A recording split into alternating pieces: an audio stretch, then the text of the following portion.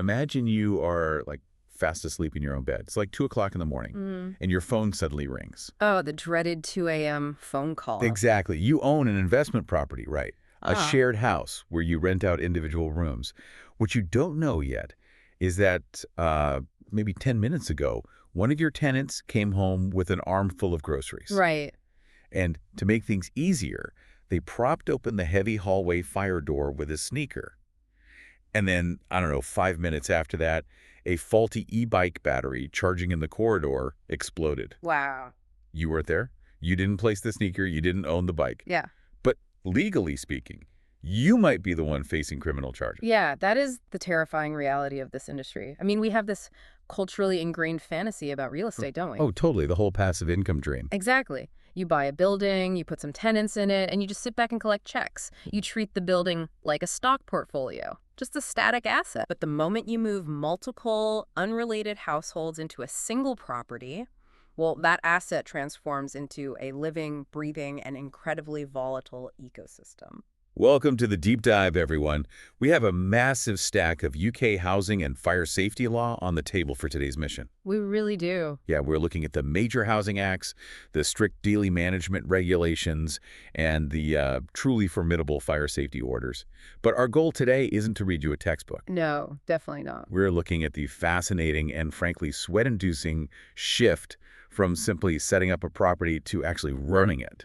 Getting your license to operate is just the starting line. Today is all about the dynamic, minute-by-minute risks that keep these property owners awake at night.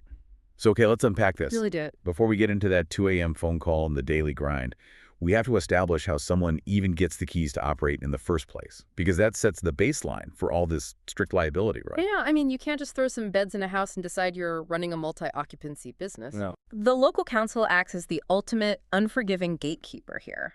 The licensing process is designed to weed out the slumlords before they even open their doors. Right. So to get that license under Section 64, the council has to be completely satisfied with two main categories: the physical bricks and mortar and the human beings running the show.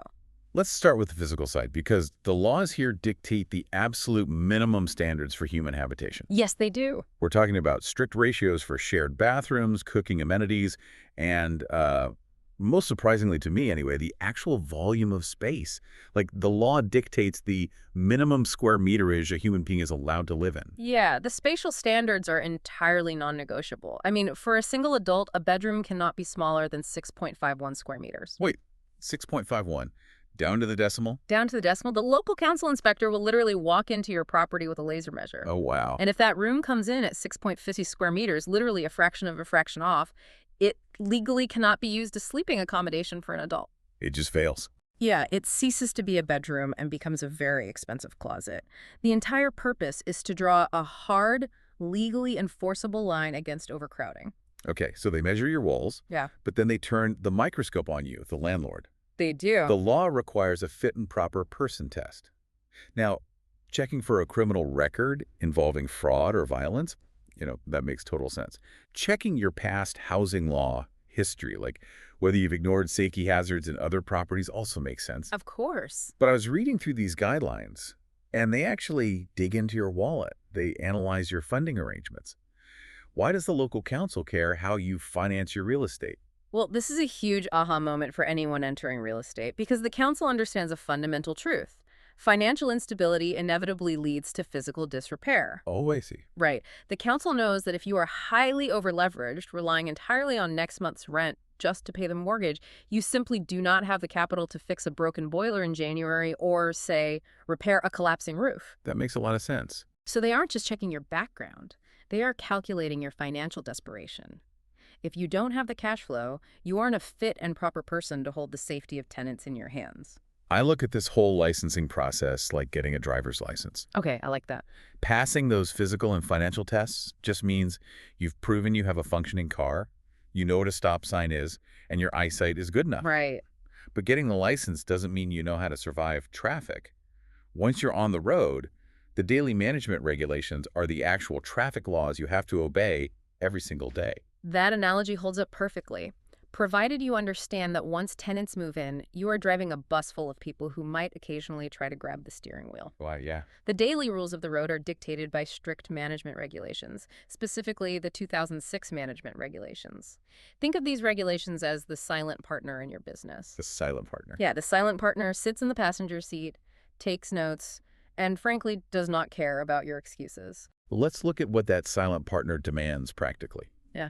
Because first off, you cannot be an anonymous ghost landlord. No, you can't. Your name, address, and a telephone contact number have to be clearly displayed in a prominent position in the common areas. Very visible. But it's the maintenance timelines that really shocked me.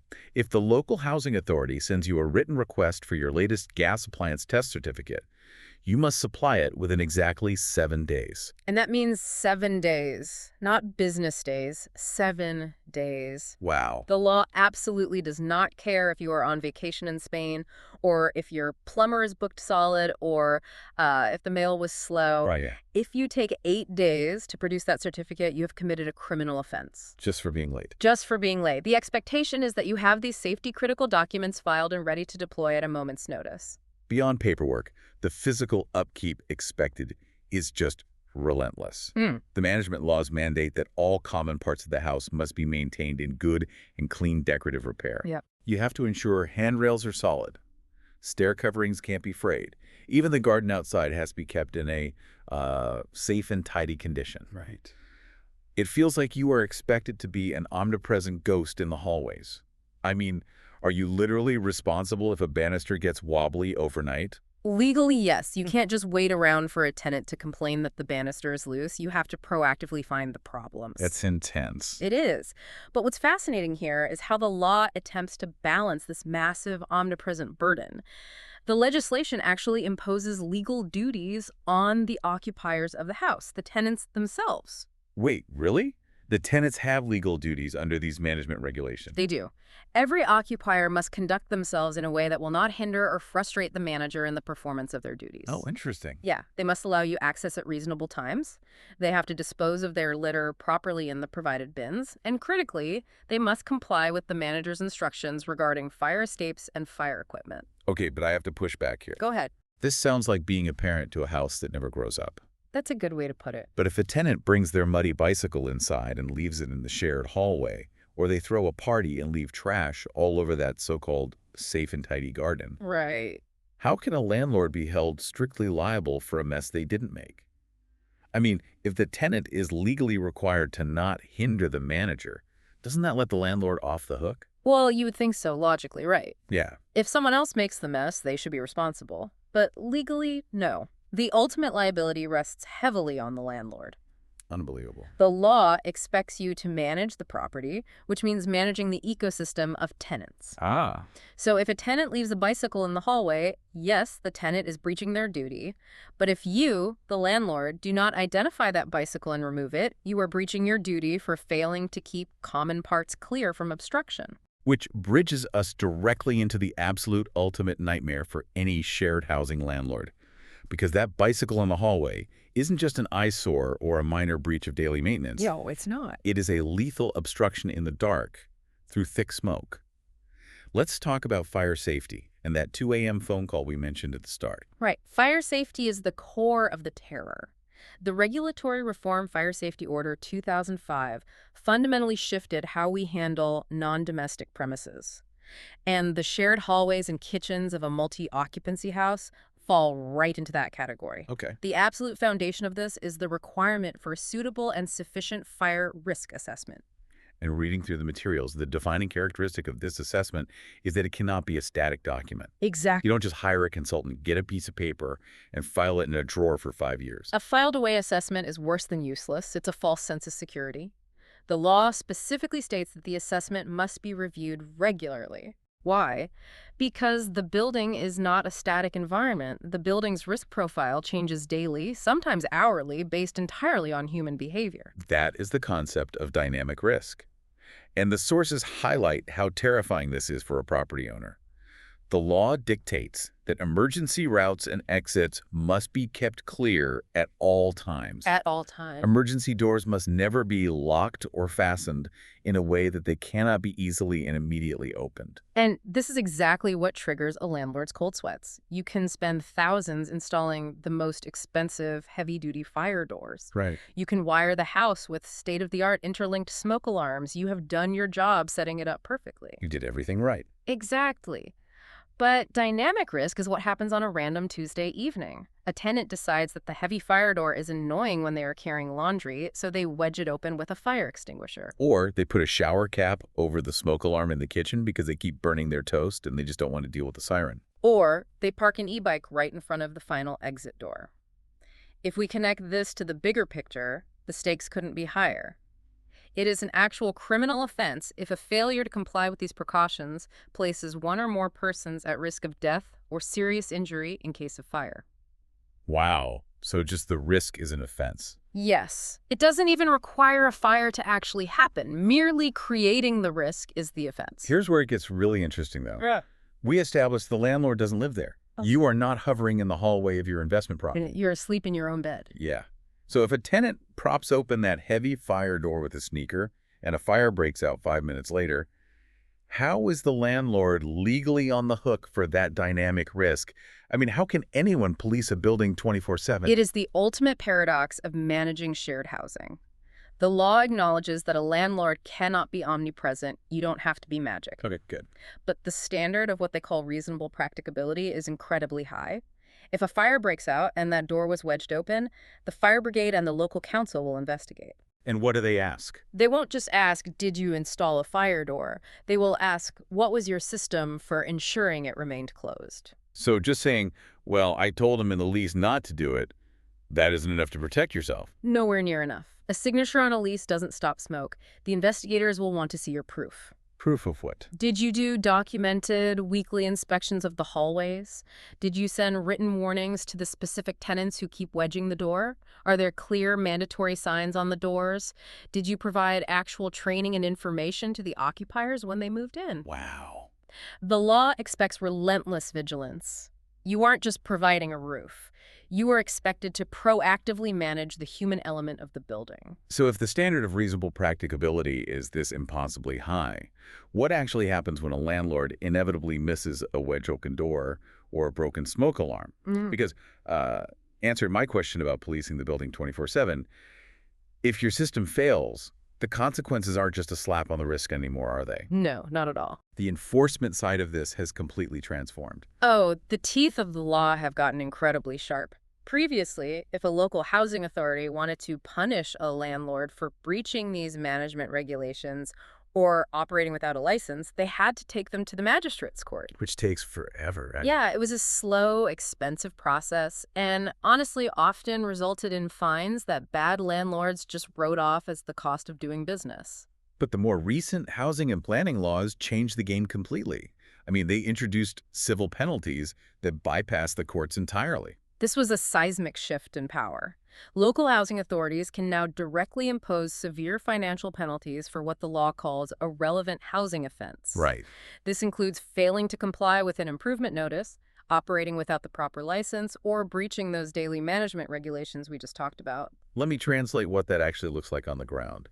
It means the council inspector who walks into your property and finds, say, a broken handrail, a missing gas certificate, and a wedged open fire door, they don't need to sue you. Nope. They don't need a judge. That inspector can act as judge, jury, and executioner, handing you a massive civil penalty right there on the spot. Yeah, the burden of proof remains beyond reasonable doubt, but the council is the entity assessing the evidence and issuing the fine. They can hit you with a penalty of up to £30,000 per offense. Per offense? Per offense. Yeah. And remember, a missing gas certificate is one offense. The broken handrail is a second offense. The wedged door is a third. It stacks up instantly. And the fine is just the beginning of the cascade.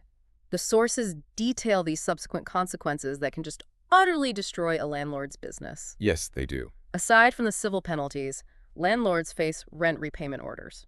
Rent repayment orders, or RROs, are uniquely punishing. If you commit one of these housing offenses, a tribunal can order you to pay back up to 12 months of rent to your tenants. 12 months. 12 months. Or If the rent was paid via government housing benefit, you pay it back to the local authority. Let's run the math on that to really understand the devastation. Imagine you've been operating a property for a year. You're still paying the mortgage every month. You are paying the building insurance, the utilities, the maintenance Right, costs. the overhead is still there. But because of a safety breach, you are forced to hand back all the revenue you collected. You are essentially running the building at a massive, crushing loss as a punishment. It completely strips all the profit incentive away from cutting corners. And if you are a repeat offender or you commit a particularly serious safety offense, you trigger the nuclear option. Banning orders. Exactly, banning orders. A tribunal can legally ban you from letting housing anywhere in England. They can ban you from engaging in letting agency work or property management work. Just wiped out. It essentially strips you of your livelihood. You are surgically removed from the industry entirely. So, what does this all mean? It means that when you are operating this kind of shared housing, ignorance is not a defense. There's not a legal defense. No. The tenant did it is rarely a successful defense unless you can prove an airtight, documented system of management and enforcement on your end. Exactly. The burden is almost entirely on the person who holds the license and collects the rent. You are being compensated financially precisely because you are taking on the intense liability of housing multiple unrelated people in one space. Okay, let's pull all of this together. We started by talking about the fantasy of passive income in real estate. Right. I think it's incredibly safe to say that while setting up a shared house is a financial investment, running it is an exercise in daily, relentless risk management. The daily management regulations and the fire safety orders are strict, silent partners sitting in your passenger seat every single day. Well said. They demand constant vigilance over every wedged door, every unkempt garden, and every overdue gas certificate. And we really have to acknowledge that it is a necessary vigilance, because the alternative isn't just a heavy fine or a lost business. The alternative is a tragedy. These building codes and safety laws aren't just bureaucratic red tape. They are built on the ashes of past fires and past failures. They really are. And for you listening, whether you are a prospective real estate investor, a tenant living in a shared apartment, or just someone interested in the hidden mechanics of how our cities function, this deep dive completely changes the way you look at a shared building. It really does. You don't just see a house with some extra bedrooms anymore. You see an intricate, invisible web of liability, dynamic risk, and legal duty, holding the whole ecosystem together. And this raises an important question to leave you with. Oh, let's hear it. If dynamic risk means the safety of a property changes minute by minute based purely on human behavior, we are rapidly approaching a technological tipping point. Okay, how so? Well, at what point does smart home technology, like internet-connected sensors that immediately text a landlord when a fire door is wedged open or when a smoke alarm is tampered with, at what point does that cease to be just a high-tech luxury for fancy apartments and become a strict, legally demanded necessity for a landlord's survival?